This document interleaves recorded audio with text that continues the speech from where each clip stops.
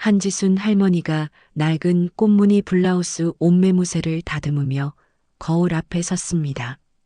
고단한 삶에 익숙한 손으로 흰 머리를 정갈하게 쓸어 넘기는 모습이 어쩐지 설렙니다.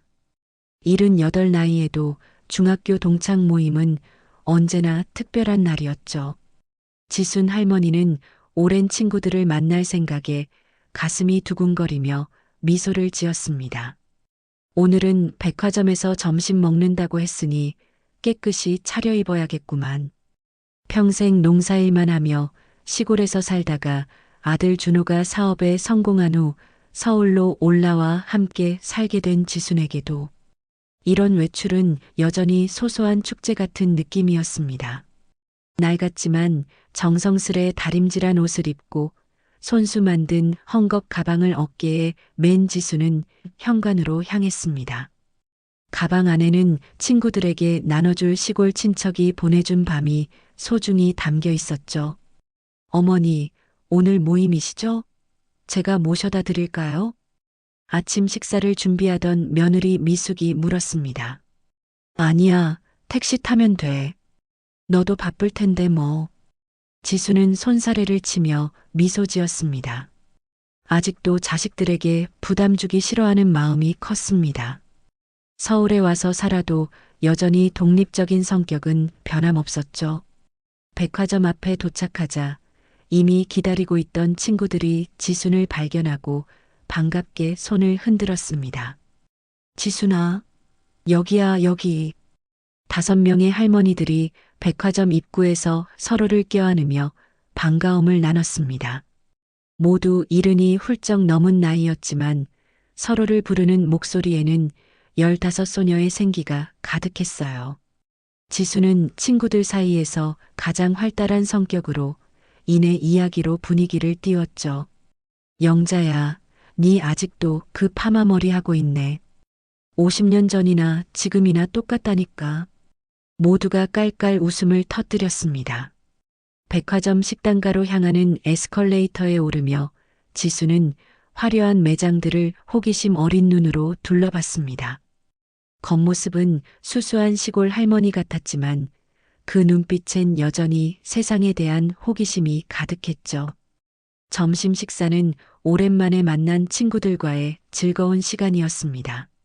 손자 이야기, 건강 이야기, 그리고 지나간 추억들을 나누며 시간 가는 줄 몰랐어요.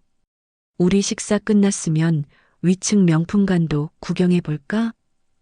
영자가 제안했습니다. 아이고, 그런 비싼 데는 뭐하러 가나? 우리같이 늙은이들이. 지순이 손사래를 쳤지만 호기심과 친구들의 권유에 결국 고개를 끄덕였습니다. 평생 검소하게 살아온 지순에게 명품이란 어울리지 않는 단어였지만 오랜만에 나들이에 친구들과 함께라면 그저 즐거운 구경이라 생각했습니다. 6층으로 올라가는 에스컬레이터를 타며 지수는 오래간만에 느끼는 설렘과 함께 친구들의 웃음소리에 마음이 따뜻해졌습니다. 백화점 6층 명품관에 들어서자 공간의 분위기가 달라졌습니다. 조명은 더 밝았고 바닥은 더 반짝였으며 모든 것이 깨끗하고 질서정연했죠. 유리 진열장 안에는 빛나는 가방들과 지갑들이 마치 박물관의 보물처럼 전시되어 있었습니다. 매장을 지키는 직원들은 하나같이 세련된 정장 차림에 완벽한 메이크업을 하고 있었어요. 그들의 눈빛은 마치 고객을 선별하듯 날카로웠습니다. 어머, 여기 물건들 정말 예쁘구나. 지순의 친구 중 한 명이 감탄했습니다. 한지수는 오래된 꽃무늬 블라우스와 검정 바지, 손에는 낡은 청가방을 든 채 친구들을 따라 걸었습니다. 화려한 매장 분위기에 주눅이 들면서도 호기심 가득한 눈으로 진열된 상품들을 바라봤죠. 평소 패션에 관심이 없었던 지순이 여기까지 올라온 것도 사실 친구들을 따라온 것이었습니다. 그런데 문득 진열대 앞에 놓인 가방 하나가 지순의 눈에 들어왔습니다. 어디서 본 듯한 디자인이었어요. 이 디자인 전에 며느리가 생일 때 준 가방이랑 비슷하네.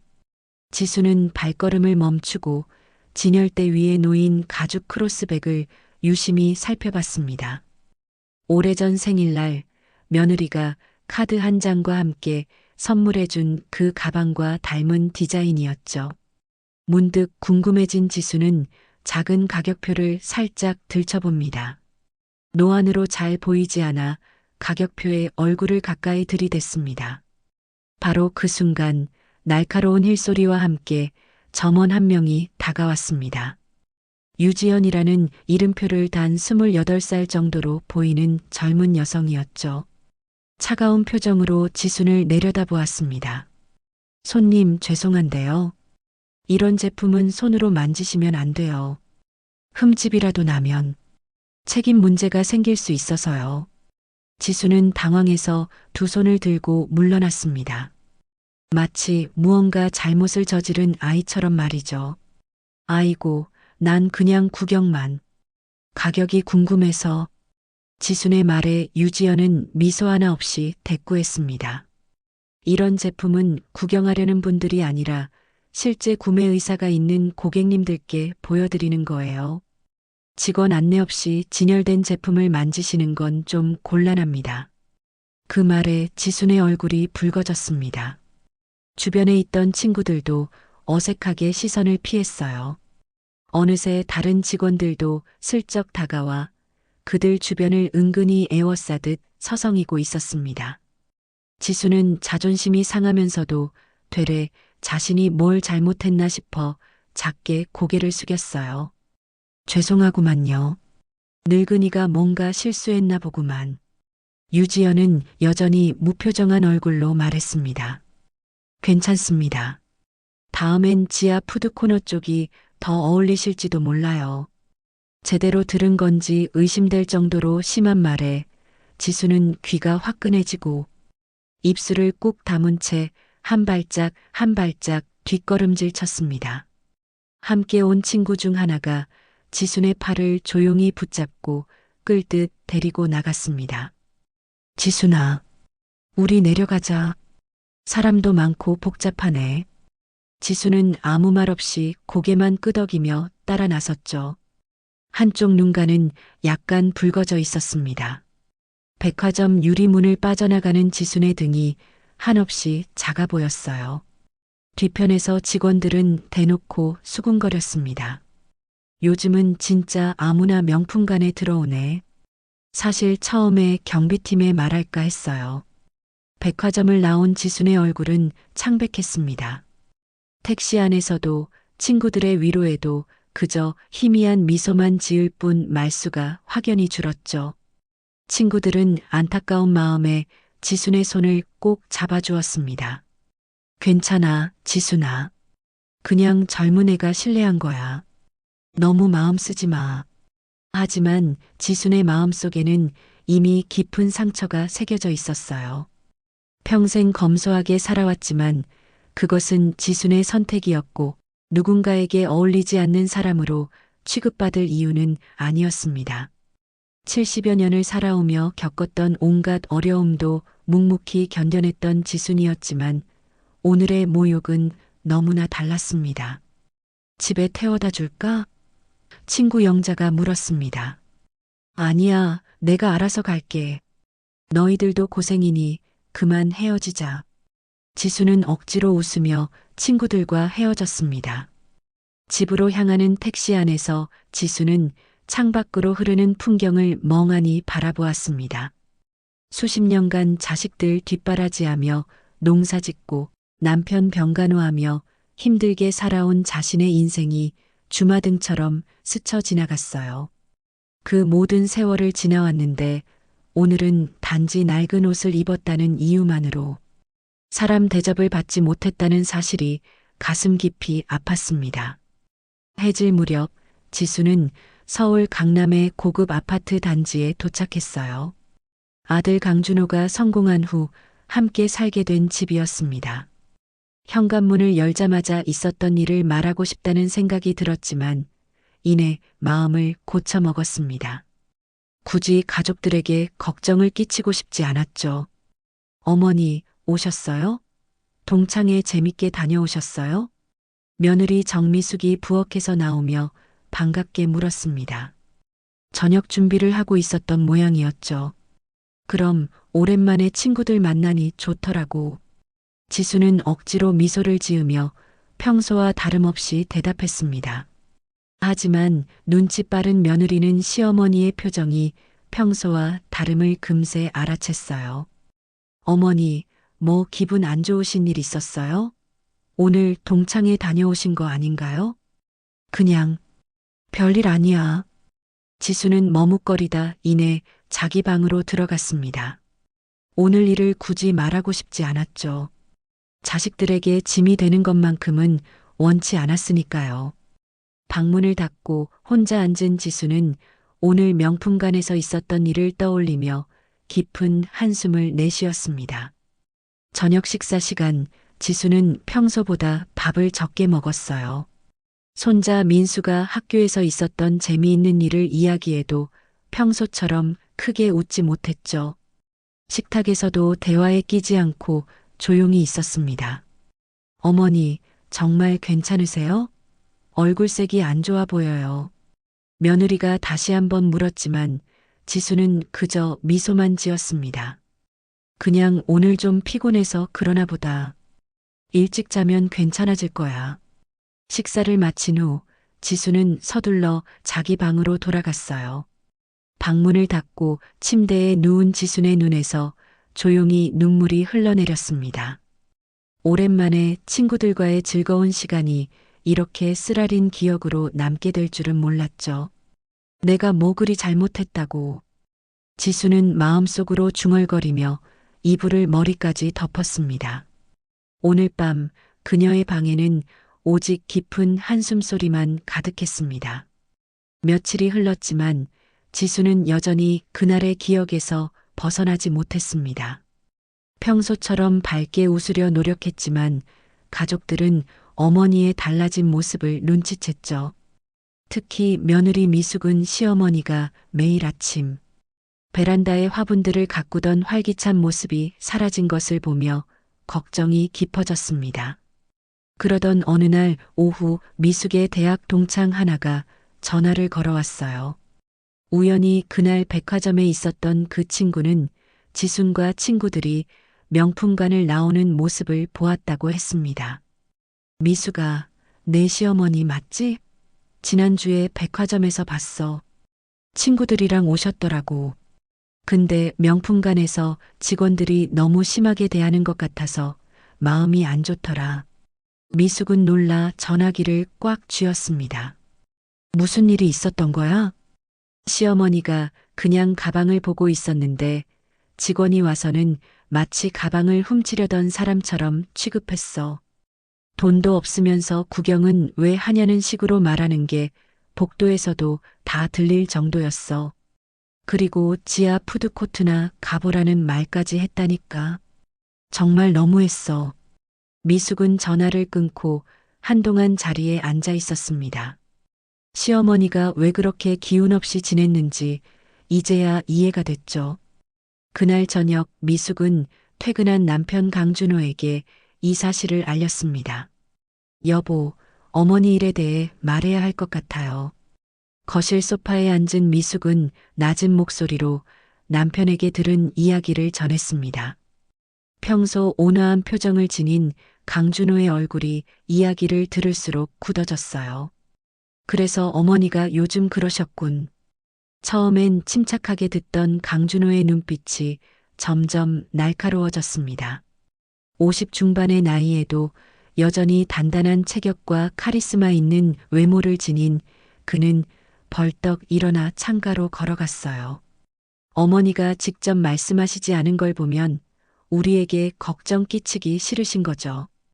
강준호는 잠시 침묵하다가 다시 말을 이었습니다. 그런데 어떻게 감히 어머니를 그런 식으로. 미숙은 남편의 등 뒤로 하얗게 꽉 쥐어진 주먹을 보았습니다. 사실 강준호는 대외적으로 잘 알려지지 않았지만 유명한 벤처 투자 재벌이었죠. 특히 그 백화점 최대 지분을 가진 투자자였습니다. 사업 초기 어머니가 농사 지으며 모은 돈으로 창업을 도와준 것을 한시도 잊은 적 없는 강준호였습니다. 당장 그 백화점에 연락해 봐야겠어. 미숙은 남편의 차분하지만 단호한 목소리에 등골이 서늘해졌습니다. 오랫동안 함께 살면서 이런 목소리는 무언가 큰 결정을 내릴 때만 들었기 때문이었죠. 여보, 너무 큰일 내지는 마세요. 어머니가 더 상처받으실 수도 있어요. 걱정 마. 하지만 이번 문제는 제대로 된 교육이 필요할 것 같군. 그날 밤 강준호는 서재에서 밤늦게까지 전화 통화를 했습니다. 다음 날 아침 일찍 그는 평소와는 달리 캐주얼한 차림으로 출근했습니다.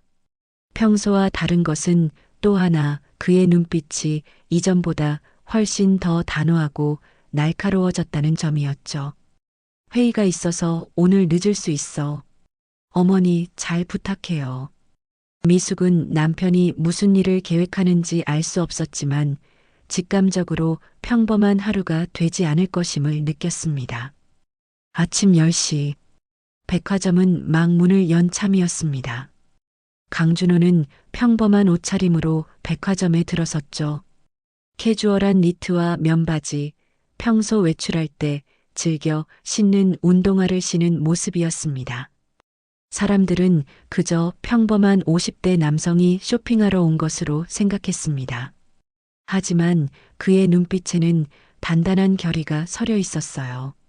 강준호는 백화점 정문에서 지하 2층까지 내려가 직원 전용 엘리베이터로 향했습니다. 직원 한 명이 다가와 제지하려 했지만 강준호는 조용히 명함 한 장을 내밀었습니다. 직원의 표정이 순식간에 변했죠. 강 회장님, 죄송합니다. 몰라 뵈었습니다. 10초도 채 지나지 않아 백화점 지점장이 달려왔습니다. 유석진 지점장은 헐레벌떡 뛰어오며 얼굴에 식은땀을 흘렸습니다. 강 회장님, 연락도 없이 이렇게 오시다니. 미리 알려주셨으면 영접을 제대로 했을 텐데요. 별일 아닙니다. VIP 대기실로 가죠. 강준호의 말에 지점장은 재빨리 엘리베이터 버튼을 눌렀습니다. 20층에 위치한 VIP 라운지로 향하는 동안 지점장은 계속해서 말을 이어갔지만 강준호는 창밖만 바라보며 거의 대답하지 않았습니다. 최근에 저희 백화점 실적이 많이 좋아졌습니다. 특히 명품관 매출이 전년 대비 30% 상승했고 VIP 라운지에 도착하자 강준호는 지점장을 바라보며 차분하게 말했습니다. 지점장님, 이번에 여기 온 건 공식 방문이 아니라 개인적인 문제 때문입니다. 유석진 지점장은 긴장된 표정으로 고개를 끄덕였습니다. 어떤 일이신지. 제 어머니가 지난주에 이 백화점을 방문하셨습니다. 6층 명품관이요. 지점장의 얼굴이 순간 굳었습니다. 그는 아직 정확히 무슨 일인지 모르지만 강준호의 단호한 눈빛에서 심상치 않은 분위기를 느꼈습니다. 한지순이라는 분입니다. 78 노인이시고 꽃무늬 블라우스에 검정 바지를 입고 계셨죠. 지점장은 당황스러운 표정으로 이리저리 시선을 피했습니다. 제가 확인해 보겠습니다. 무슨 일이 있으셨나요? 그날 명품관에서 제 어머니께서 모욕을 당하셨습니다. 한 여성 직원에게요. 그날 근무했던 직원 명단을 확인하고 해당 직원을 불러주세요. 지금 바로요. 지점장은 서둘러 전화를 들었습니다. 잠시 후 백화점 인사 담당자가 태블릿을 들고 들어왔습니다. 지난주 해당 일자에 6층 명품관에서 근무한 직원 명단입니다. 강준호는 명단을 훑어보다가 한 이름에서 멈췄습니다. 유지연 이 직원을 지금 바로 불러주세요. 10분 후 긴장된 표정의 유지연이 VIP 라운지에 들어왔습니다. 그녀는 평소처럼 세련된 정장 차림이었지만 호출받은 이유를 알 수 없어 불안한 표정이었죠. 강 회장님, 해당 직원이 왔습니다. 강준호는 천천히 그녀를 바라보았습니다. 유지연 씨, 맞습니까? 유지연은 고개를 끄덕였지만 여전히 상황을 이해하지 못하는 표정이었습니다. 이틀 전 꽃무늬 블라우스를 입은 노인 고객을 기억하십니까? 유지연의 표정이 순간 굳었습니다. 그녀는 머뭇거리다 말했습니다. 네, 기억합니다만 무슨 일이? 강준호는 조용히 말을 이었습니다. 그분이 저의 어머니십니다. 유지연의 얼굴에서 핏기가 싹 가셨습니다. 지점장도 숨을 들이켰죠. 강준호는 이제 자리에서 일어나 창가로 걸어갔습니다. 지연 씨, 그날 일이 있었던 매장으로 가보죠. 제 어머니도 모셔올 겁니다. 그날 무슨 일이 있었는지 어머니 앞에서 직접 설명해 주시죠. 정오가 되자 백화점 명품관은 사람들로 붐볐습니다. 강준호는 미숙에게 전화해 어머니를 모시고 오라고 부탁했습니다. 지수는 왜 갑자기 백화점에 가자는 건지 의아했지만 아들의 부탁에 따라 미숙과 함께 백화점으로 향했죠. 준호가 왜 갑자기 백화점에 오라고 하는 걸까? 미숙은 시어머니의 손을 꼭 잡으며 미소 지었습니다. 곧 알게 되실 거예요. 어머니, 오늘은 좋은 일이 있을 거예요. 백화점에 도착한 지순과 미숙은 직원의 안내를 받아 VIP 라운지로 올라갔습니다. 문을 열자 강준호가 기다리고 있었어요. 그 옆으로는 긴장된 표정의 유지현과 땀을 흘리는 지점장이 보였습니다. 어머니, 오셨군요. 강준호는 어머니를 맞이하며 자리에 앉도록 도왔습니다. 지수는 혼란스러운 표정으로 주변을 둘러보았어요. 준호야, 이게 다 무슨 일이니? 갑자기. 강준호는 어머니의 손을 꼭 잡으며 말했습니다. 오늘은 어머니께 드릴 선물이 있어서요. 지난번에 있었던 일 저희에게 말씀 안 하셨지만 알게 됐습니다. 지순의 얼굴이 순간 굳었어요. 그녀는 유지연을 알아보고 시선을 피했습니다. 그 순간 강준호가 자리에서 일어나 유지연을 바라보았습니다. 유지연 씨, 이분이 바로 제 어머니십니다. 지난번에 당신이 무시했던 바로 그분이요. 유지연은 충격받은 표정으로 말을 잇지 못했습니다. 지점장이 나서서 말했죠. 강 회장님, 정말 죄송합니다. 저희 직원의 불찰이었습니다. 즉시 징계하고. 잠깐만요. 강준호는 손을 들어 지점장의 말을 끊었습니다. 저는 직원 개인의 징계를 요구하는 게 아닙니다. 이건 직원 개인의 문제가 아니라 백화점 전체의 문제니까요. 강준호는 VIP 라운지에서 나와 명품관으로 걸어갔습니다. 지순, 미숙, 유지연, 그리고 지점장이 모두 따라갔어요. 명품관에 도착하자 강준호는 유지연에게 말했습니다. 바로 여기였죠? 어머니가 가방을 보셨던 곳이. 유지연은 떨리는 목소리로 대답했습니다. 네, 여기였습니다.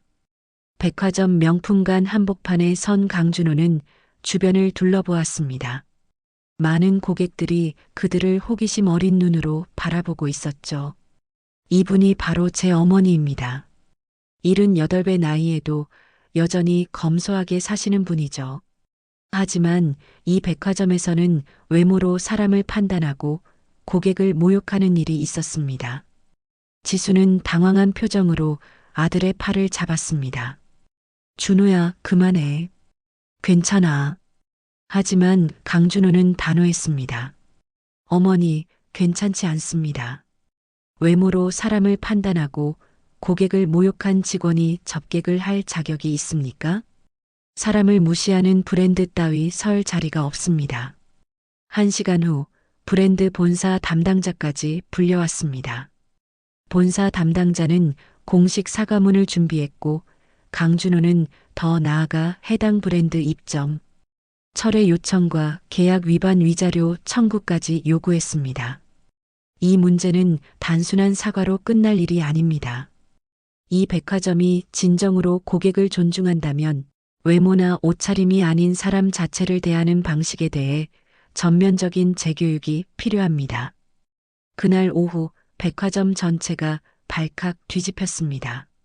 모든 직원들이 긴급 소집되었고 강준호는 브랜드 본사와 백화점 측에 고객 응대에 관한 철저한 재교육 프로그램을 요구했습니다. 그리고 무엇보다 그는 어머니 지순 앞에서 공개적인 사과를 받아냈습니다. 어머니, 이런 대접을 받으셔야 마땅합니다. 어머니가 평생 저를 위해 희생하신 것처럼 이제는 제가 어머니를 지켜드릴 차례입니다. 지순의 눈에는 어느새 눈물이 고였습니다.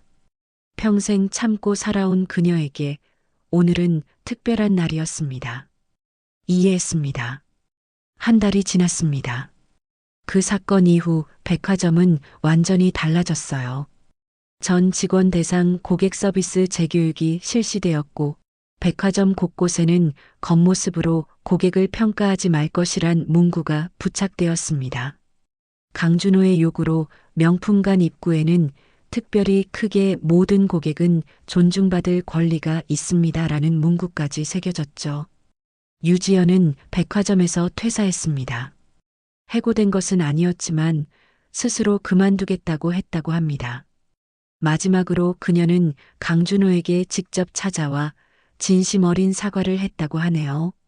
그녀의 사과를 받아들인 강준호는 그녀에게 다른 지점에서 일할 기회를 줄 것을 백화점 측에 제안했습니다. 사람은 누구나 실수를 할 수 있습니다.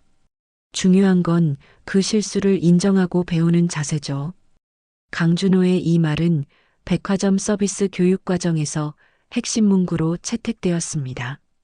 그의 영향력은 단순히 한 직원의 문제를 넘어 백화점 전체의 서비스 철학을 바꾸는 데까지 이어졌죠. 지수는 사건 이후 처음으로 밝은 표정을 되찾았습니다. 손자 민수가 학교에서 있었던 일을 이야기할 때도 예전처럼 활짝 웃었고 아침마다 베란다 화분들에 물을 주는 습관도 다시 돌아왔어요. 어머니, 오늘 기분이 좋아 보이시네요. 미숙이 아침 식사를 준비하며 말했습니다.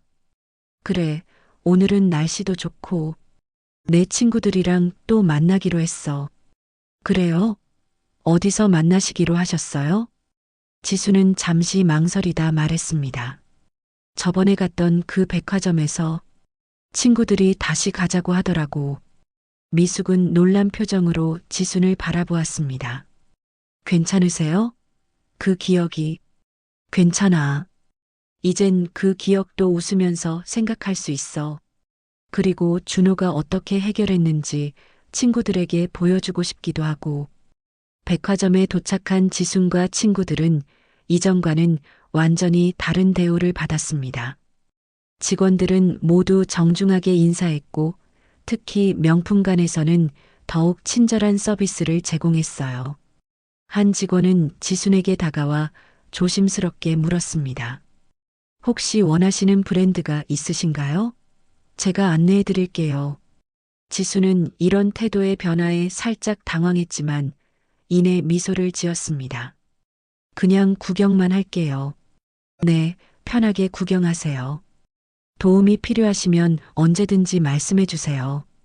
지수는 친구들과 함께 백화점을 둘러보며 깊은 생각에 잠겼습니다. 세상은 어떻게 대하느냐에 따라 달라진다는 것을 새삼 느꼈습니다. 사실 지수는 항상 그것을 알고 있었지만 이렇게 직접적으로 경험하게 될 줄은 몰랐죠. 지수나, 내 아들이 정말 대단하구나. 백화점 전체가 달라졌잖아. 친구 영자가 감탄했습니다. 지수는 자랑스러운 표정으로 고개를 끄덕였습니다. 평생 농사를 지으며 어렵게 키운 아들이 이제는 그녀를 든든하게 지켜주는 기둥이 되었습니다. 지순의 마음속에는 이제 더 이상 상처가 아닌 따뜻한 자부심이 자리 잡았습니다. 일주일 후 지수는 친구들과 함께 다시 백화점을 찾았습니다. 이번에는 특별한 목적이 있었죠. 백화점에서 준호를 위한 생일 선물을 고르기 위해서였습니다. 아들의 생일이 다가오고 있었거든요. 지순아, 준호에게 뭘 선물할 생각이야? 친구 영자가 물었습니다. 넥타이가 좋을 것 같아. 준호가 회사에 매일 넥타이 메고 다니거든. 지순과 친구들은 천천히 백화점을 둘러보며 즐거운 시간을 보냈습니다. 이제 그곳은 더 이상 두려운 공간이 아니었어요. 오히려 지순이 당당하게 걸어 다닐 수 있는 공간이 되었죠. 명품관에 들어서자 새로 채용된 신입사원 김유진이 다가와 친절하게 인사했습니다. 어서 오세요, 고객님. 무엇을 도와드릴까요? 넥타이를 좀 보고 싶은데요. 유진은 지순과 친구들을 정중하게 안내했습니다. 진열대 앞에 도착하자 그녀는 지순에게 의자를 빼주며 앉으라고 권했어요. 여기 앉으시면 편하게 보실 수 있으실 거예요. 어떤 스타일을 찾으시나요? 지순은 잠시 놀란 표정을 지었다가 이내 미소 지었습니다. 다시 찾은 백화점에서 이렇게 극진한 대접을 받게 될 줄은 생각지도 못했습니다. 단정한 스타일이 좋겠어요. 아들이 회사에서 매일 입는 거라. 유진은 여러 종류의 넥타이를 친절하게 보여주었고 지순이 고른 넥타이를 정성스럽게 포장해 주었습니다. 백화점을 나서는 길에 친구들은 지순을 향해 감탄했습니다. 지순이 아들 하나 잘 키웠다. 어머니 일이라면 제일 먼저 달려가니 이런 효자가 또 있냐? 지순은 쑥스러워 웃으며 말했습니다. 준호가 그냥 당연한 일한 거지. 사람 함부로 무시하는 거 아니다. 다 똑같이 돌아오게 돼 있어. 집으로 돌아가는 길에 지수는 백화점 출구 쪽 벽면에 새로 붙은 문구를 발견했습니다. 고객의 가치는 브랜드가 정하는 것이 아니라 우리가 대하는 방식에 있다. 그 문구를 읽으며 지수는 깊은 생각에 잠겼습니다. 78해를 살아오면서 그녀는 사람의 진정한 가치가 외모나 옷차림, 돈이 아닌 그 사람 자체에 있다는 것을 항상 알고 있었습니다. 이제 그 진리가 이렇게 큰 글씨로 백화점 벽면에 새겨진 것을 보니 마음이 뿌듯했습니다. 집에 돌아온 지수는 아들 준호의 방 앞에 넥타이 선물을 조용히 두었습니다. 그 선물에는 단순한 넥타이 이상의 의미가 담겨 있었죠. 자신을 지켜준 아들에 대한 감사함, 그리고 평생을 통해 배운 지혜를 전하는 마음이었습니다. 그날 밤 지수는 오랜만에 평온한 마음으로 잠들었습니다. 그녀의 얼굴에는 따뜻한 미소가 번졌고 그 눈빛에는 오랜 세월을 통해 얻은 지혜와 평온함이 깃들어 있었습니다. 이제 그녀는 알고 있었습니다. 진정한 품격이란 무엇인지, 그리고 그것이 어떻게 사람들 사이에서 흐르는지를